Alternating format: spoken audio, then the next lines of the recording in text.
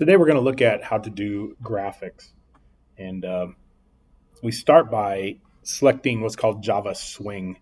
So if I were to duplicate this and we want to go to View All. So if we view all, one of the choices is the Java Swing. And we want to create a new one here and get started. Default template.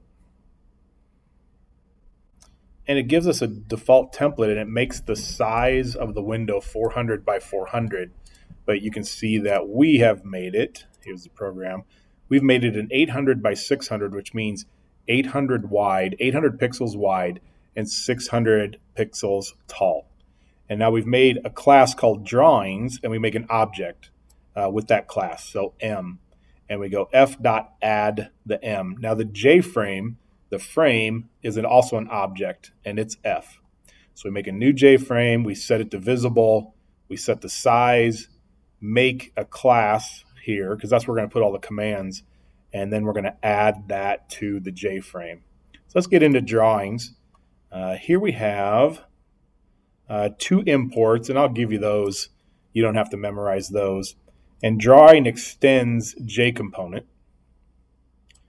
The void, we have paint component, and we have the graphics window. So this is actually our method. The method is the paint. The commands that we're going to be looking at is draw a rectangle, and X and Y marks the top left corner of the rectangle, and then we go how much width do you want and how much height do you want in pixels. Now if width and height are the same, then we're actually drawing a square rather than a rectangle, but a square is a rectangle. Draw oval, and it doesn't say circle, because if we make width and height the same, then we're drawing a circle. And again, I'll kind of talk about how this is the top of kind of the rectangle around the oval. We have the ability to draw a line with from one point to another and draw an arc. So this is where it starts. We have a width and height, the starting angle, and then the arc angle. So where to start and how far to go. We also can control the color. So color is a class. So here's the object. It's a new color. And then we have the numbers 0 through 255 to give the intensity of red, green, or blue. So we have color equals color, a new color, and we made it pure red. And then we have to actually set the color. So window.setColor, and you can see the window is this over here. And we've asked this to draw a rectangle. So we're going to set the top left corner at 0, 0, right up in the corner, 50 wide and 200 tall. So we run it.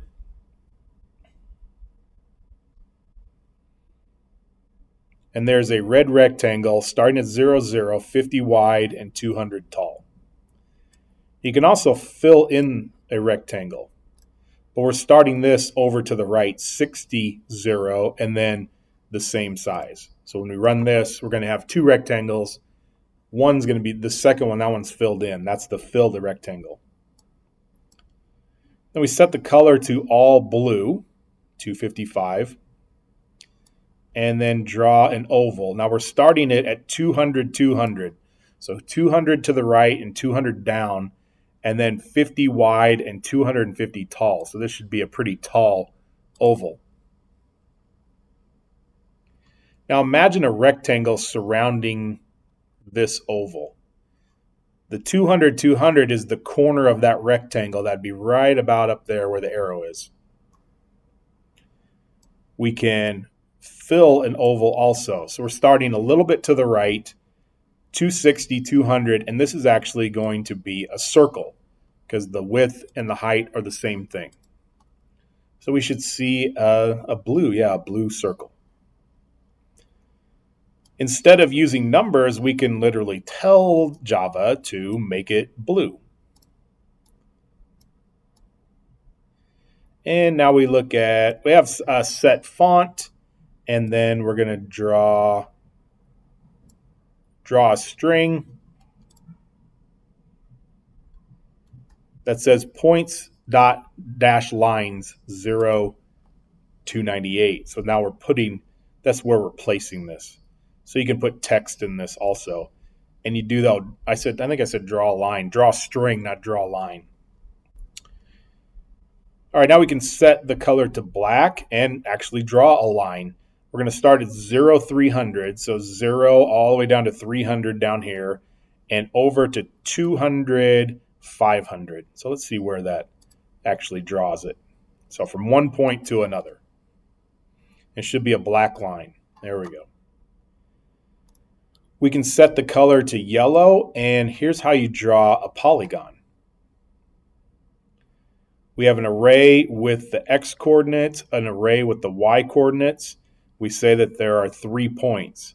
So we're actually going to fill this polygon from the x coordinates to the y coordinates with the number of points. So this should be a triangle.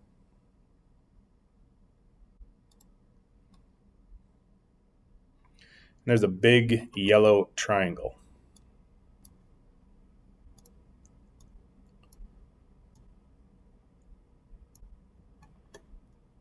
We can just draw a polygon from x points to y points. So, x points, y points, those are the points, an x and a y, and then tell the number of points.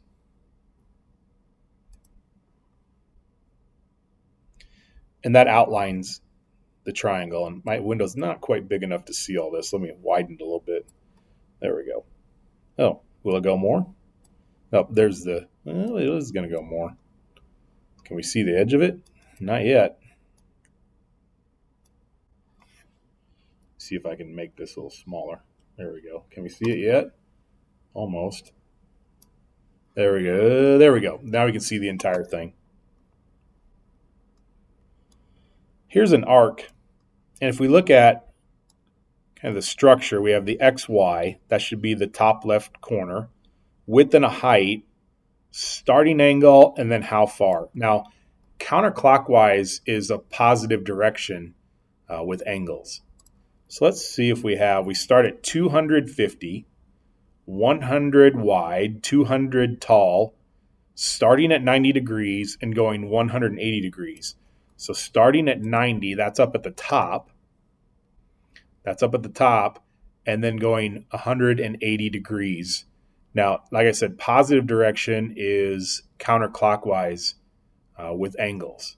So we're starting at 90 degrees. 0 degrees is actually over to the right over here. So starting at 90 and going 180 degrees. Now we can fill an arc also. So 200, 300. So this will be 200, 300 down here somewhere. Starting at, 200, 300. This will be more of a circle because it's 300 wide, 300 tall. And it's going to go from 0 to 90 degrees. Let's see where that ends up. That's actually right here. So we're starting at 0, going 90 degrees. And this is more of a circle because the width and the height are the same right here. 300, 300. And yeah, so counterclockwise is the positive direction for angles. I thought, well, we could have a little fun with this. What if we looped these and cause some sort of very quick motion, I would imagine. We're going to draw a bunch of ovals. We're going to start at 10 plus the loop and 10 plus the loop. So this will be the starting position, and then they're all 50 by 50. So they're all circles. Let's see what that does.